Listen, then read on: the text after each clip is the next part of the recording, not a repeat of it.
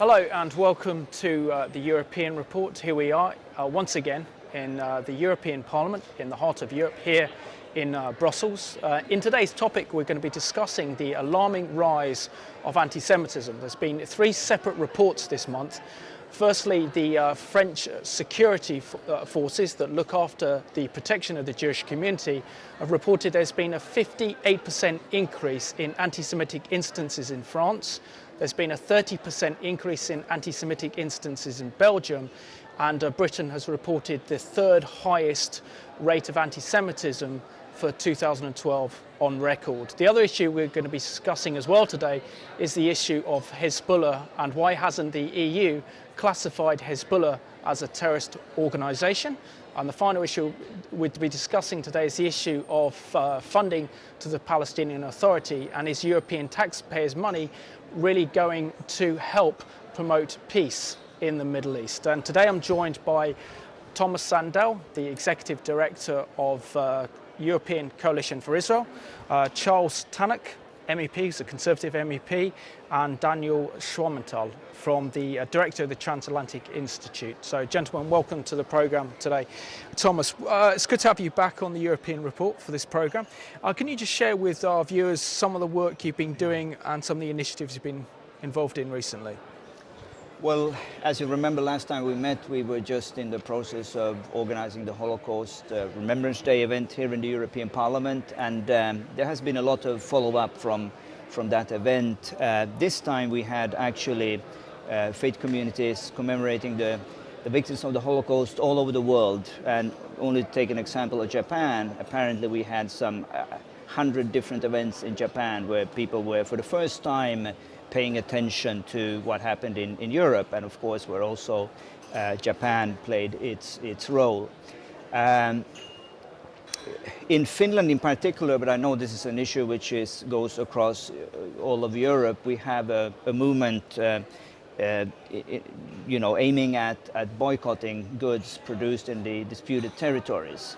And this is something that we are engaging in, just trying to look at some of the legal arguments which are being used, but in particular asking the question, because this is being driven by Christian development NGOs, asking the question to say, well, is Israel really the greatest human rights threat in the Middle East when we look at the situation in Syria and all across that region? And this is, as you can understand, keeping us very, very busy. And we'll continue this debate throughout the year, and it will not only be limited to Finland, it will be in the UK and many other countries which are very active on this front. Excellent, that's really good work. And Charles Tannock, MEP, it's an honour and a privilege to have such a, I would say, a statesman who's really stood up for Israel and the Jewish people here in the European Parliament. Can you share something about your very distinguished political career as a member of the European Parliament? Well, I'm beginning to blush, I think, for your viewers. I've never been called a statesman before, but just to give you an example of two recent things I've done in the last few days, literally, of interest to your viewers.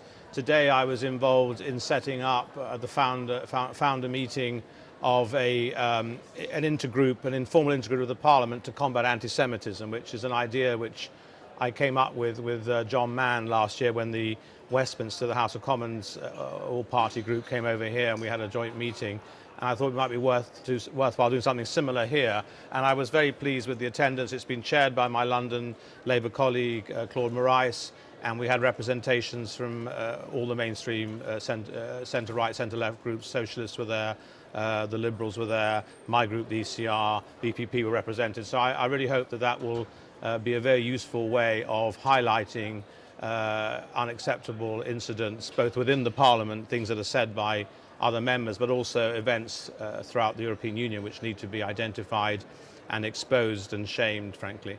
Another thing I've done last week, I did two parliamentary questions in rapid succession to try and revitalize the campaign which I was behind about almost a decade ago, and I have to say has not achieved the result that we'd wished for, namely to have Hezbollah proscribed as a terrorist organization.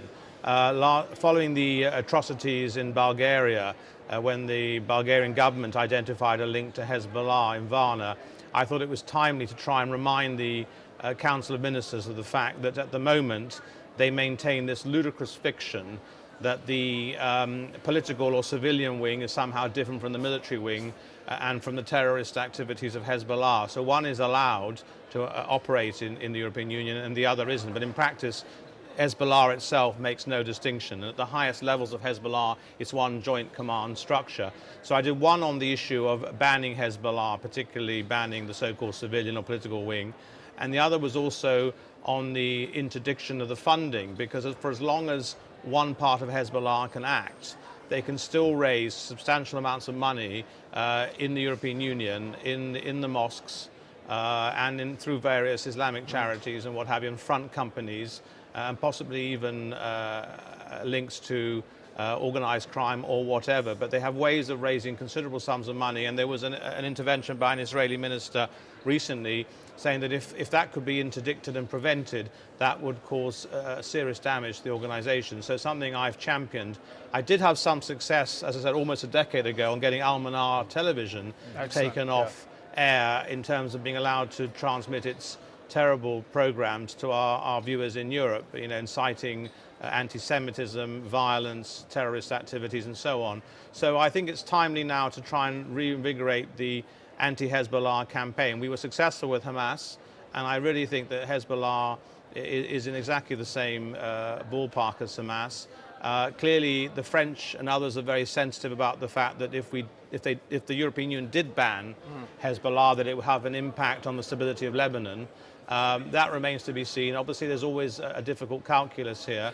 But nevertheless, you know, it's very, very clear that Hezbollah, as a proxy for Iran, are also supporting the Assad regime, perpetrating terrible atrocities on civilians in Syria as we speak. There's evidence that Hezbollah have got armed militants actually operating side by side with the Alawite Syrian hardline regiments of the Ba'athist regime in Syria. So there is a risk of obviously problems in Lebanon, but nevertheless, we have to call a terrorist organization what it is, a terrorist organization. It should not be allowed to raise funding to effectively carry out atrocities anywhere in the world, but least of all in the European Union on our own territory. Oh, absolutely, and you're the perfect guest for this program today. But I just want to thank you so much for the stance that you make, and I think many of our viewers should be aware of some of the great work being done here in the European Parliament on behalf of Israel and the Jewish people, which brings me in nicely to Daniel.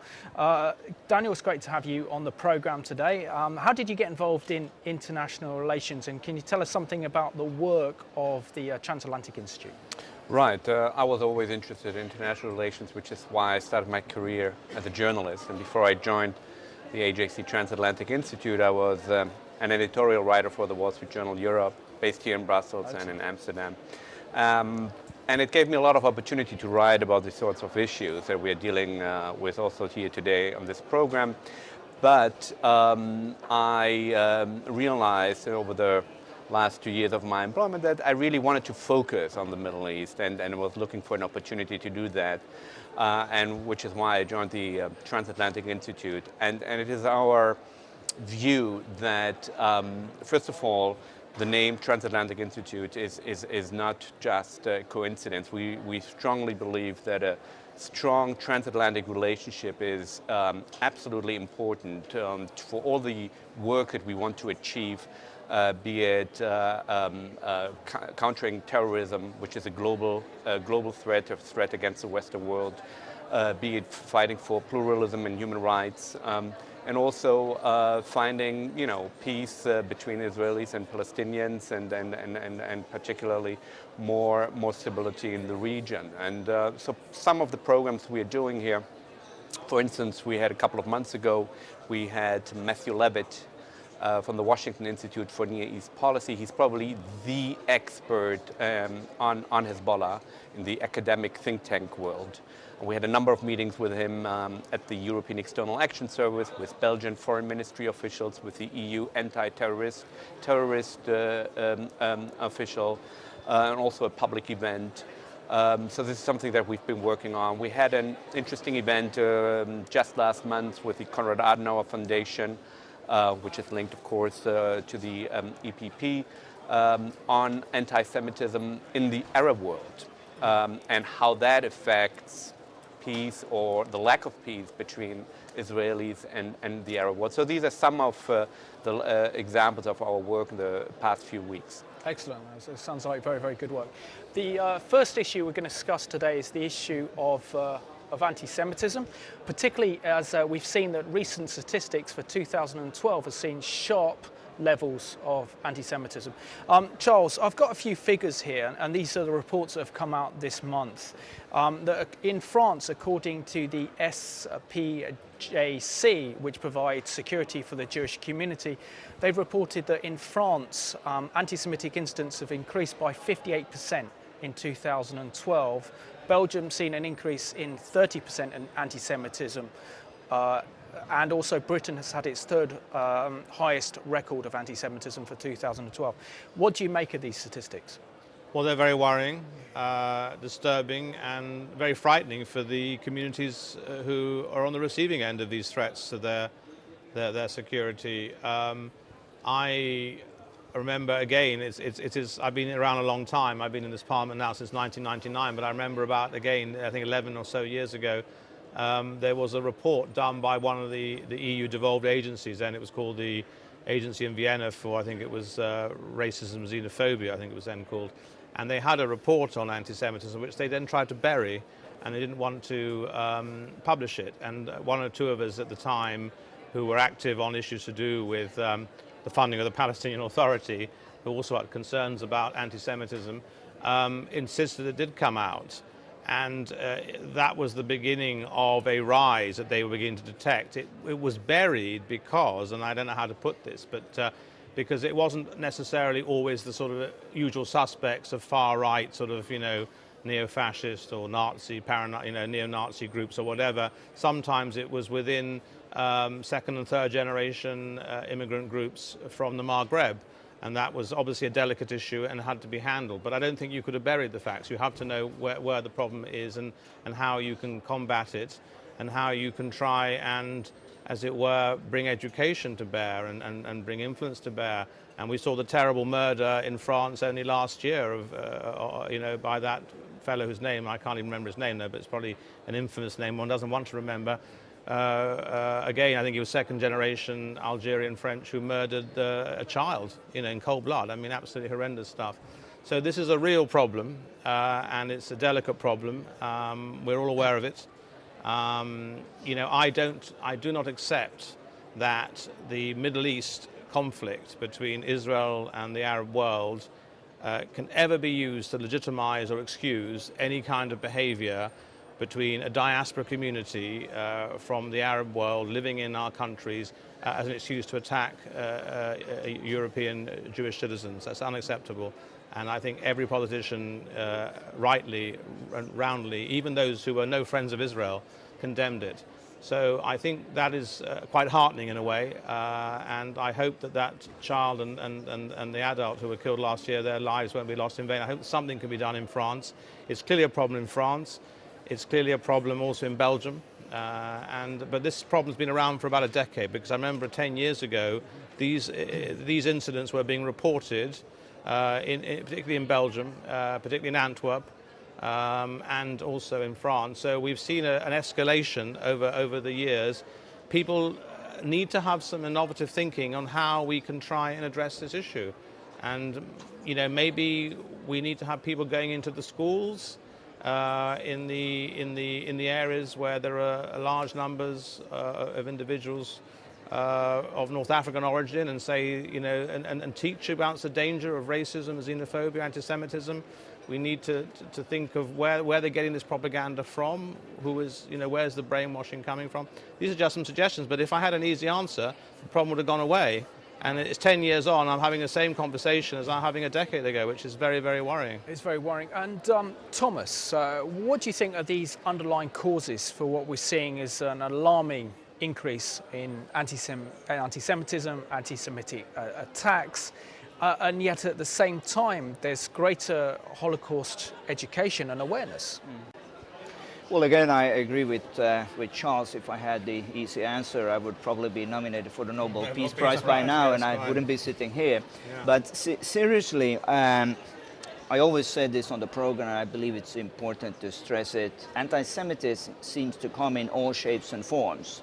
And I believe, in particular, as we are a Christian organization, it's perhaps more fitting and appropriate to look in the problems in the Christian circles. And we know, of course, that the problems in the 1930s were not coming from a Muslim communities. They came from a very civilized European culture, which many people would call Christian. So I believe what we take as an honor as a Christian organization is to look and in our own circles and see, well, are these same ideas floating around here as well as they are in other pockets of society? Just to give some rather alarming examples, I come from Finland, as you know, and we have one of the smallest Jewish communities in Europe.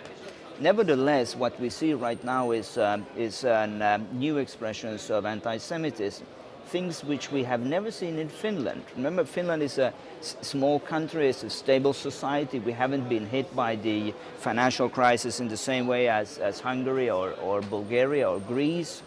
I think in the cases of Greece, which is mentioned often, or Hungary, where a member of parliament is suggesting that they should try to start identifying Jews again, mark the Jews. You can perhaps look at it and say, well, when we have a deep financial crisis, this is something which happened in the 1930s, it's happening again. We're looking for the scapegoats, and for some reasons the Jews tend to be very good scapegoats in this European climate. But nevertheless, my point is to say that if we look at the other end, stable society with no real financial problems, still will see these new rise of even old anti-Semitism. There is a case now with the Finnish state prosecutor when they are looking at a free handout magazine which is being distributed by a supermarket chain, where you can read about the same theories that the Nazis had in the 1930s. And this is being circulated in supermarket newspapers. So, and this is in my country. So I guess what I'm saying is that the question is complex, the problems go very deep. And there are different origins, as you say, in countries like Hungary, where Jobbik and the extreme right, it's very much a resuscitation of the 1930s type of virulent, extreme nationalism, xenophobia, and racism. In other countries like France and Belgium, it's a different phenomenon. It seems to have some cross relationship with the excuse of what's happening in the Middle East. And so it is a complex phenomenon, and it needs to be looked at from different angles. But as was pointed out, and as you pointed out, we've tried very hard just education and awareness. Perhaps we need to be more proactive now and actually send people into the schools and talk to the kids, really. Yeah, I think that's the way forward. And Daniel, what was your impression of these reports? And do you believe that leaders of the European Commission is fully aware of these figures? And secondly, do you believe that our leaders within the European member states are actually dealing with this issue rigorously enough? Well, I surely hope that people in Europe and in Brussels and around the continent are aware of these figures. They are absolutely horrendous, and it's quite interesting. If you look a little bit deeper into the data of the French report, which was actually done in coordination with the Interior Ministry, and it's the Interior Ministry figures that recorded something like 175 hate crimes in France last year, out of which 96 were anti-Semitic in nature. So that also puts the whole thing into perspective. It's not just a phenomenon that anti-Semitic attacks increase. They are completely out of proportion to a community of 500,000 within a population of less than 1% of the population. Yes, yeah. and they also identified only 9 anti-Islamic attacks. Now, every single xenophobic attack is one too many, but again, this puts it into perspective. This fear of naming many of the culprits in Western Europe of anti-Semitic attacks unfortunately come from within the Islamic immigrant community. And there's a sort of fear understandable fear that by being too loud about it, one might stoke xenophobia vis-a-vis this community. Most of the people, of course, are completely innocent of these crimes. But it shows that this fear is perhaps a little bit overblown with only 9 of these attacks, and even though there are, something like 4 or 5 million people in the Muslim community, I think without, as Charles said, without really being honest about the problem, I mean, the first order is to identify the problem. Otherwise, we won't be able to solve it. And if we try to sweep it underneath the carpet, we will definitely not be able to tackle this problem. We need to be honest about it. And as Charles said, this sort of excuses that it is linked to the Arab-Israeli conflict is first of all unacceptable. We wouldn't accept it the other way around. If suddenly there were Jews around beating up Arabs, and the excuse, well, it's the Arab-Israeli conflict, nobody would accept this, and certainly nobody in the Jewish community would accept this. But it's also ahistorical.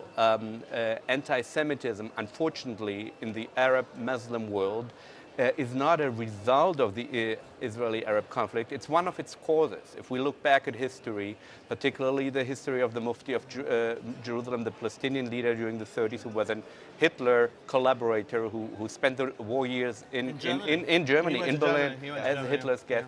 We have, unfortunately, what started back then, a very, very odd mixture of combining certain elements of anti-Jewish thought that existed in the Islamic world mixed with European 20th century genocidal anti-Semitism. And this is the brew, so to speak, that the Mufti helped to create, and we are still suffering under these from these results, as this has become really the trademark of radical Islamists throughout the world, and jihadi phenomenon, whatever, however you want to categorize it. And so we have to stand up and clearly name the culprits and speak up again. That's the very basis of any sort of policy. And support the moderate Muslim leadership who are condemning it, because sometimes they have to be very brave, because some of these radical extremist jihadi groups are extremely unpleasant and aggressive, and they also bully and put enormous pressure on these moderates. And we need to put all our weight behind the moderate voices, the reformists, the voices of common sense and moderation, who are, the imams who will stand up and say, no, this sort of language is unacceptable. And that's what we need to do. Absolutely. Yeah, many more Muslims die from Muslim terrorism, from jihadi terrorism, than non-Muslims. So if we don't stand up and provide this sort of security and forum for people within the community to speak up, then they will be all alone and will not be able to confront this threat. And Thomas, following this line of argument we have here, do you think that one of the key issues of why we're seeing an increase in anti-Semitism is because it's easy to recognise the former Nazi-style far-right anti-Semitism, because Europe, we saw the devastating consequences of that during World War II, in which over 6 million precious Jewish lives lost their lives at the hands of the Nazis in the Holocaust. But this new form of anti-Semitism that's coming in from immigrants from the Arab world and from North Africa has a whole load of complex issues attached to it. And fear and political correctness is one that's enabling us not to actually tackle this subject. I agree with everything that Charles and Daniel have been saying so far. I would like to add one more element. I've sometimes called it sophisticated anti-Semitism, because it doesn't come in the usual, neo-Nazi or Islamist shape and forms. But it comes through the most sophisticated elements in our Western societies. You may call it liberal, you may call it, left. It could be anywhere. Just to give you an example, I think most people have heard about the city of Malmö in Sweden by now, where in 2009 the mayor of Malmö could not guarantee the safety of the Israeli tennis team to play a Davis Cup match in Malmö. Which is very odd. Again, I mean, the Israelis, they play all over the world, but in Sweden, in this, Scandinavian idyll of safety and brotherhood, they couldn't guarantee the safety of an Israeli tennis team. He then went on record to say that Well, he said two things. He said, well, the Jewish community in Malmö would do themselves a lot of good if they would distance themselves from the policies of the Israeli government, which was odd in itself. Then he went on to say, because people then said, well, isn't that a strong statement? Are you a bit racist? And he said, no, I'm not racist at all. Anti-Semitism is just as much not tolerable in Malmö as is Zionism. So there you put anti-Semitism and Zionism on the same level, in the same category. And the mayor of Malmö is a very popular leader, and he's a social democrat. And still to this day, he cannot understand why he has been blamed for being anti-Semitic.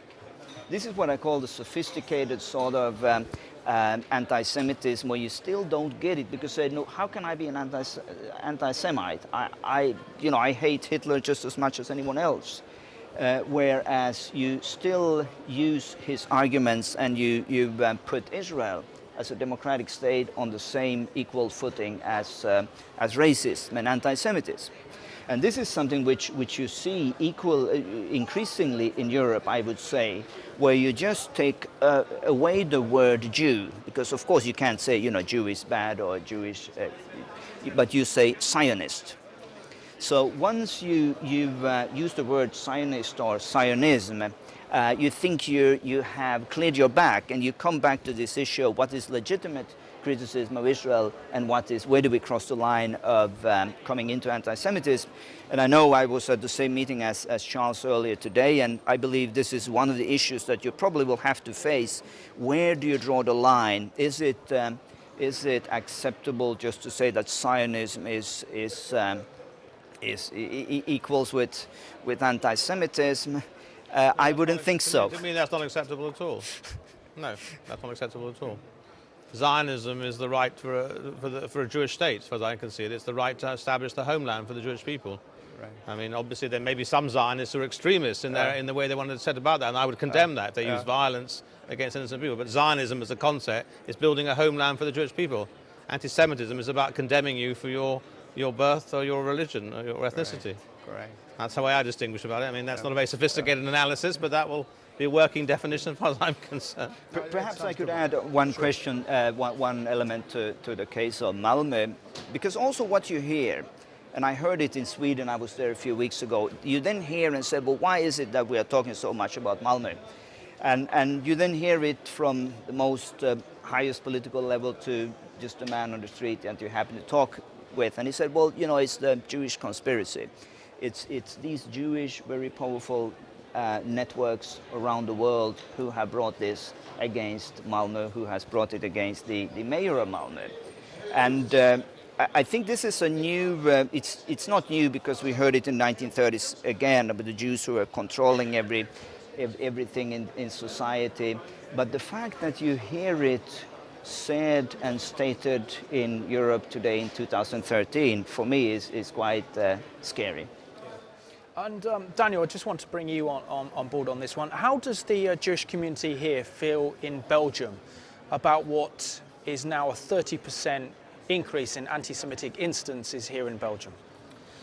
Look, I mean, they are of course concerned and worried. There have been a number of, luckily, no murders in recent years, but there were, school children who have been beaten up here in Belgium, or bullied simply for being Jewish or being, seen as representatives of the State of Israel. And it's a terrible situation. No police can 100% protect you from these sorts of situations, and it has caused some people to consider immigration even to Israel and in other places. So it's a real concern for, if you put yourself in the position of parents who have to send their children to schools where the schools can in some cases no longer guarantee the children's safety or normal upbringing. And Charles, it's very important that there are MEPs like yourself who are making this stand against anti-Semitism. How can, say, the general public get behind politicians like you who are doing very good work and courageous work on this issue? Well, I think they just need, do unto others as you'd have done unto yourself. How would they feel if they were members of a peaceful, hard-working community and targeted purely because they were that particular distinction and domination rather than another one? I mean, it's barbaric, and you have to appeal to people's common sense and people's sense of humanity. I mean, clearly there has been you would have thought that the European public would have learnt their lessons from the horrors of the Second World War. And I think, a post-war generation set about constructing the European project for all its good things and bad things, partly never to go back to the horrors of what we saw in the 1930s. But, 3 generations on, and people are forgetting about those horrors and are playing with fire because, European societies are very complex constructions now, multicultural and diverse, and it would be devastating if the sort of evil rise of nationalism and xenophobia were to really infect our cities. The consequences aren't worth thinking about. So I think hopefully most people will come to their senses. We talked about, earlier on I was talking about the Italian elections with another news program, and fortunately the protest vote seems to have gone to a comedian. I think we can live with a comedian, although I'm very worried about the economics of what it means for the Italian fiscal program. But it'd be much more worrying, of course, if you see a rise in parties of the extreme right, extreme nationalism, with extremely xenophobic agendas. We've seen a little bit of that, as I said, in Hungary with Jobbik. In Britain, I have to say I'm reassured by the fact that the BNP vote has actually collapsed in the last few years. We had 2 BNP MEPs elected 4 years ago, and it's highly unlikely that they will be re-elected. But it would appear that vote has now shifted to UKIP, which clearly is not. I'm not remotely saying that UKIP is a BNP lookalike, but we have to watch very, very carefully. I mean, UKIP had some sort of Palestinian group which they set up, which made some rather, I think, unacceptable comments the other day.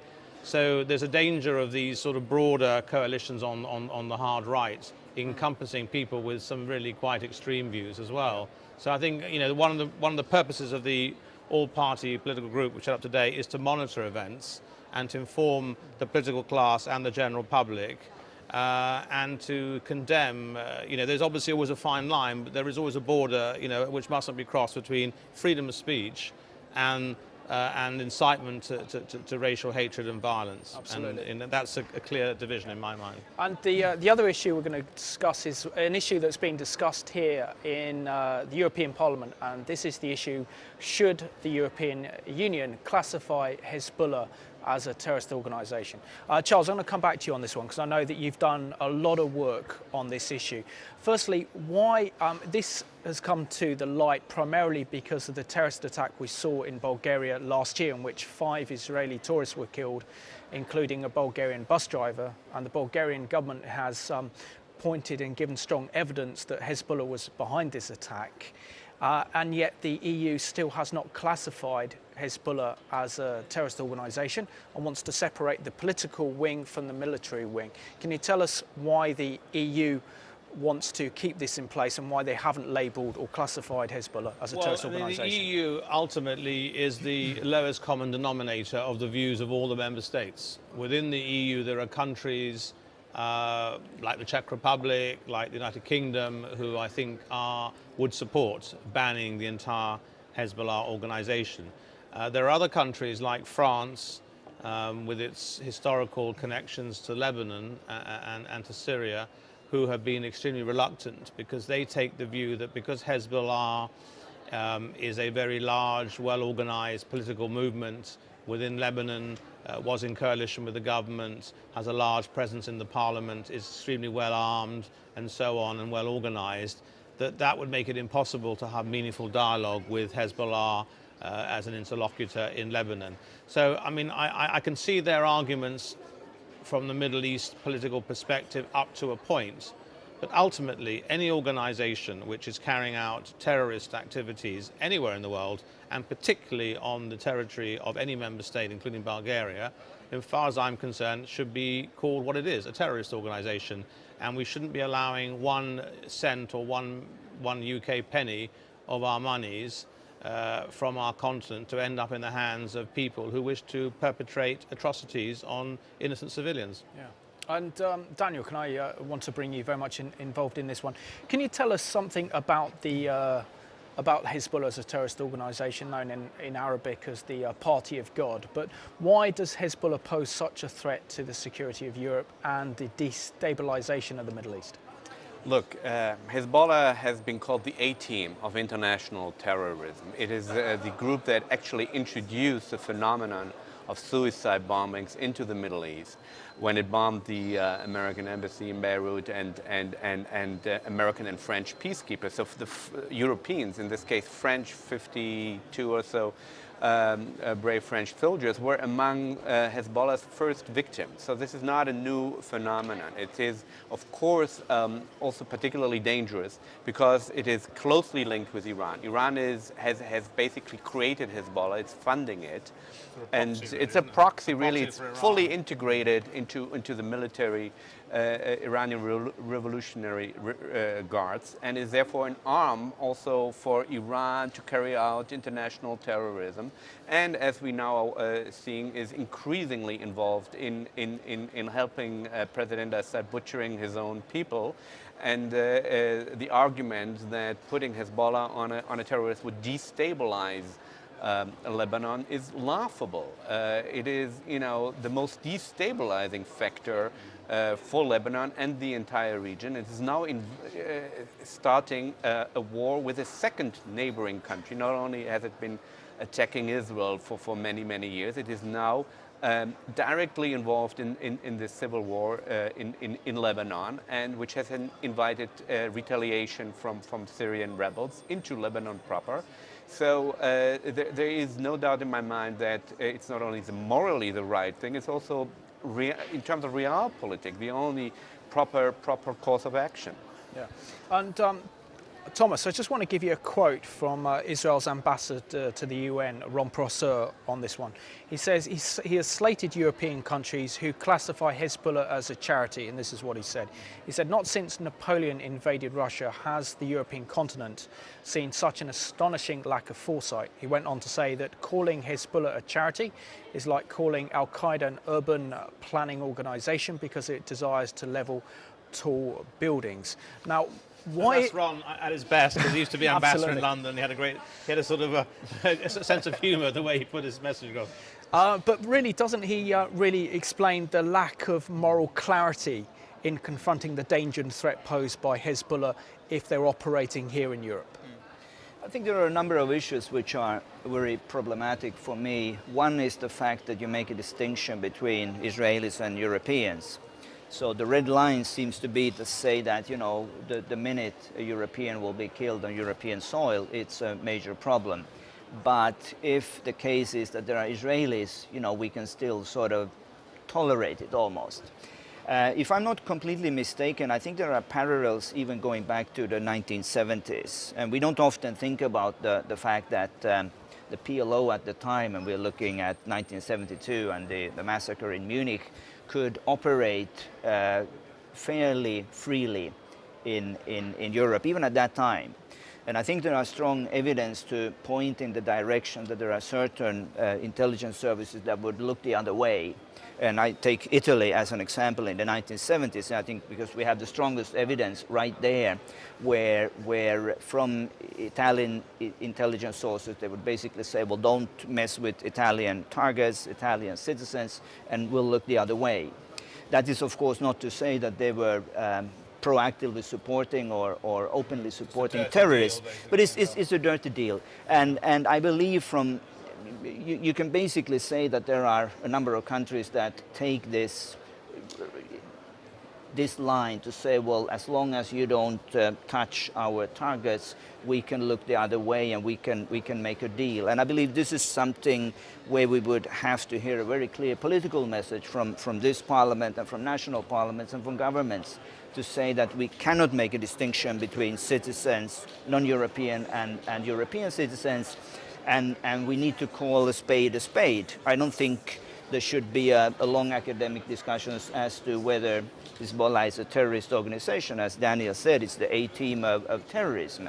And it's long overdue that Europe would say this clearly, and I wish, of course, that there would be many more like Charles in our parliaments who would have the spine to say this. Absolutely.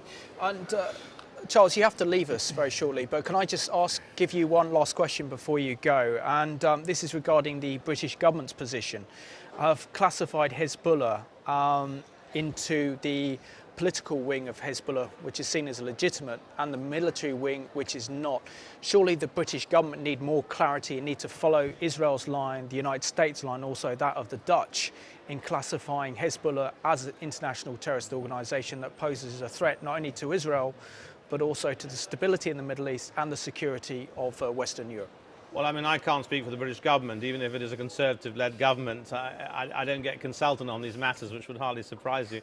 I do remember about 6 or 7 years ago raising this with Jack Straw when he was the Foreign Secretary from the Labour administration. He said, oh, well, you know, if you've got evidence to show that money has reached, you know, a terrorist from Hezbollah set up in the UK, we'd be interested to hear about it.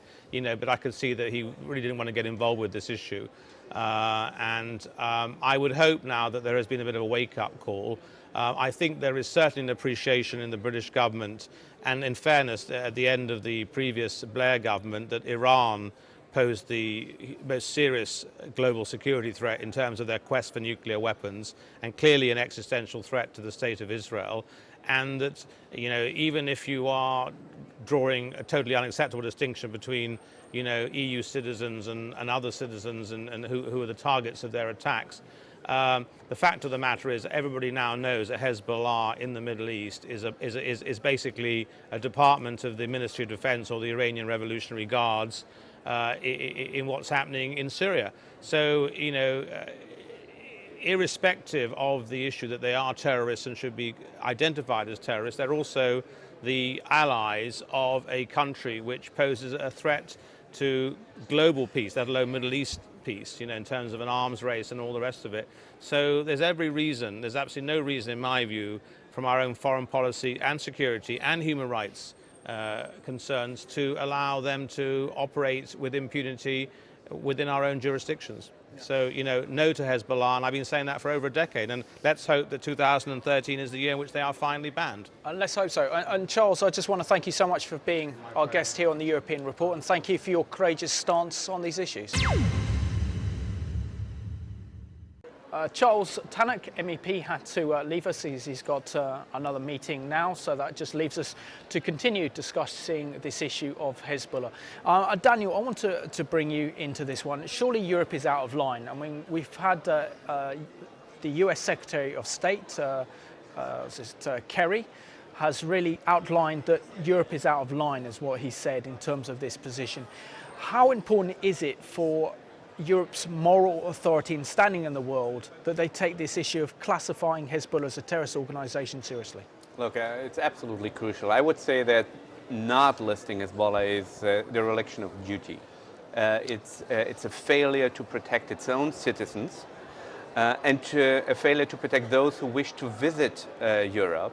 That is absolutely unacceptable. Europe, the European Union, derives a lot of its soft power, and it's quite proud about it and quite open about it from the perception that this is a community of law and a community that respects human rights and democracy. It is absolutely incompatible with this sort of claim of moral authority, of being a community of law, that an organization, a terror organization, would be allowed to raise money in Europe, to raise funds, to recruit new members, and even plot terror attacks. In addition, this is not just any terrorist organization. It's an organization that has a vile, genocidal, anti-Semitic ideology at its core. So I think it's an incredible stain on Europe, and one it needs to remove immediately. And also going on this issue, I mean, there's been a recent article in the New York Times in which a security source has been quoted as saying that Hezbollah has been very active here in Europe, identifying Jewish and Israeli targets for attacks. Surely by allowing the political wing of Hezbollah to continue to finance, train and assist the overall program of Hezbollah, this also doesn't only endanger Israelis and Jewish lives, but also that of ordinary Europeans. Look, money is fungible. The idea that Hezbollah, the political arm, the so-called welfare arm, can be separated from its so-called military arm is, as Charles and Thomas said, laughable. Hezbollah itself openly says that no such distinction exists. And of course, it is quite plausible that they are plotting new terrorist attacks right as we speak here against potential Israeli targets, against European Jewish targets, or any sort of Western European target. And we should not, get into this game of allowing to distinguish between various sorts of potential victims. We know that they are not only targeting Israelis. Already at this terror attack in Bulgaria, they didn't care whether also the Bulgarian bus driver or any other non-Jewish Israelis will die. And we know that they have targeted Jewish targets in the past, such as the attack in the 1990s in Buenos Aires, where they bombed a Jewish community center with more than 80 people, that killed more than 80 people. So these warnings need to be taken very, very seriously, and Europe needs to act now. Yeah. And Thomas, I mean, so many people, maybe the European Commission, are not fully aware of the extreme religious and political ideology of Hezbollah. For example, they call for genocide against the Jewish people, and it was only a few years ago that the leader of Hezbollah, Nasrallah, said that he wants to see all the Jewish people return to the land of Israel, because he said if that happens, then it's easier to annihilate the Jewish people worldwide. And surely that is comparable to that of Hitler and the Nazis. I think the problem, as we said so many times in this parliament, is the political correctness of not wanting to discuss certain issues, and being fearful that somehow you will be misrepresented, you stay away from the sensitive issues. And I believe this is one as such. I mean, as soon as you go and make comparison to what actually was said in the 1930s and 1940s, and show it with hard facts, with evidence, to say, well, listen, this was being said yesterday on this TV channel, or this was being repeated in that mosque, or on television in a particular country, people simply don't want to listen.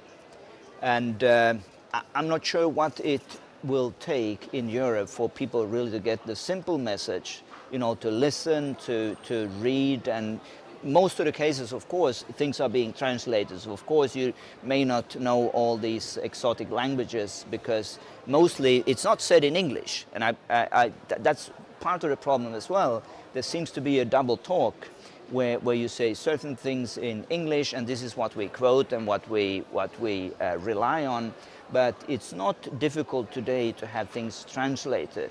And I think we should, as citizens of the European Union, we should make this requirement both to our members here in the European Parliament, but also to the officials of the European Commission, that they would actually read and comment on what is being said. And a final issue for today's programme, we're discussing the final issue, that is, are European taxpayers' money that's going to the Palestinian Authority being well spent, and is it fostering an atmosphere for peace? I very much want to bring you on this one, on Daniel. I mean, according to my figures here, that the British government pays somewhere around £70 million to the Palestinian Authority, and the European Union gives something like a ridiculous sum, 500 million euros, in which 2.5% of the Palestinian Authority's monthly budget goes to the salaries for Palestinian terrorists in Israeli prisons. Is the money that the EU is giving to the Palestinian authorities being used to promote peace between the Israelis and the Palestinians? Look, there is no clear-cut answer to this question. A lot has improved over the past few years thanks to Prime Minister Fayyad, who has done a great job in tackling for the very first time, really, Palestinian corruption, mismanagement, and this sort of thing. But as you have just cited, there are still there's still a lot of mischief, if you want to call it that, being done with money, and I have even read that this money that goes to Palestinian prisoners, and we have to be a little bit more precise. The money doesn't go to just any prisoner; it goes only to Palestinian security prisoners. In other words, Palestinians who have been accused or charged with the under the terror laws, and it goes and the higher your punishment is. In other words, the more serious your crime, the more money you get. So in other words, they are subsidizing Palestinian murderous terrorism with EU money. And that clearly has to stop. And that is clearly something where the EU must come in and say, we will simply cut off those 6.5% or whatever it is of the budget. At the very least, that's what they should be doing. And say, you need to stop that. There is absolutely no justification for encouraging this, terrorism in this form. Yeah. And Thomas, I think thanks to organisations like Palestinian Media Watch and Memory, we've become very much aware of how EU money, and certainly EU taxpayers' money, is being spent in terms of the Palestinian Authority's education system and also its media, in which incitement and hatred against Israel and the Jewish people exists. How will that foster steps towards peace in the future when a whole generation are being brainwashed into essentially thinking of genocide? Well, I think there are two issues at least, and I think this is probably where I would, for the first time, disagree slightly with my friend Daniel. I tend to be more pessimistic when it comes to the management of EU funding by the Palestinian authorities. And if the reports which we hear from Israel, and they are, well, not only from Israel, but from the Palestinian side, if they are true, there seems to be a huge mismanagement and nepotism from the Palestinian leadership's side. And it's interesting because I almost feel a bit guilty pointing this out, and I did it I think it was last month. I saw one of the most prominent members of this parliament, and I mentioned to him, because I just been speaking with someone who had the hard facts, and he looked at me and he was upset. He said, well, why do you always have to go after these guys? You know, this is the only thing we have, and these are the best people we have right now. Are you telling me that they are corrupt? And I said, sorry, don't shoot the messenger. If this is the truth, I think it's the first people to have it investigated should be those who are putting up the 500 million of our money in this European Parliament. Let's hope that this is not the case, but evidence seems to be pointing in this direction. To give you a little bit more of a daily example, last time I was in Jerusalem, I had an Arab Palestinian taxi driver. He heard I was from Europe, and he said, well, we are the craziest people on earth. And I said, why do you say that? He said, well, because you are funding the most corrupt leadership we ever had. And I said, well, this is interesting. Well, why aren't you not, making a fuss about it? Why don't you go to your leaders and point this out? And he said, well, are you crazy? Do you think I want a hole in my head? And so he sent a very strong message back to Europe and back to me as a, politically active and a taxpayer. We need to make these leaders even more accountable. And I would say, as we did some 10 years ago when Charles was active on this issue, if it can be proven that the money is wisely spent, there is not mismanagement to the point that we are claiming it is, go ahead and increase with 10%. But also, then I come to the second point, if you can make a clear, if you can explain clearly that this is really contributing to peace, and then we come to the content side and say, well, if we are putting all this money on the table, we have to look into the curricula in the schools, what is being taught, so that we are investing into peace and not into more antagonism and more provocations. And Daniel, we've got about a minute and a half left of the programme. I just want to say, if you've got a final comment on this one, how can the EU tighten up and monitor where the money's being spent so it's not used for funding of hate and it's not being used or channeled into terrorism activities? Look, we can have a discussion of whether the glass is half full or half empty.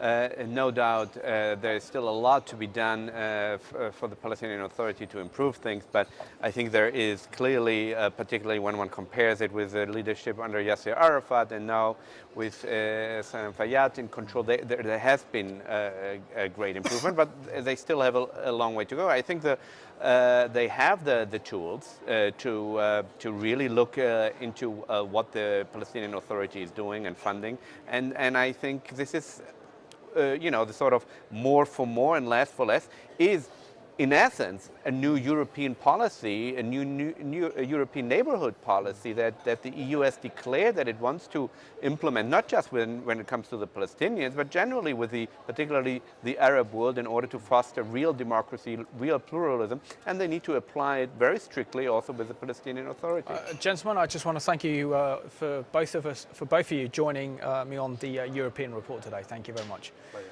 And I want to thank you all for watching today's European Report. As you've seen in this programme, we've seen an alarming increase in reports of anti-Semitism across Europe, and this is important that Europe has that moral calibre to actually confront the growing awareness of and danger that's posed by anti-Semitism. And also Europe's moral credibility is under threat by not classifying Hezbollah as an international terrorist organisation and making a separation between the political and the military wing of this dangerous and deadly terrorist organisation. So thank you for watching today's programme.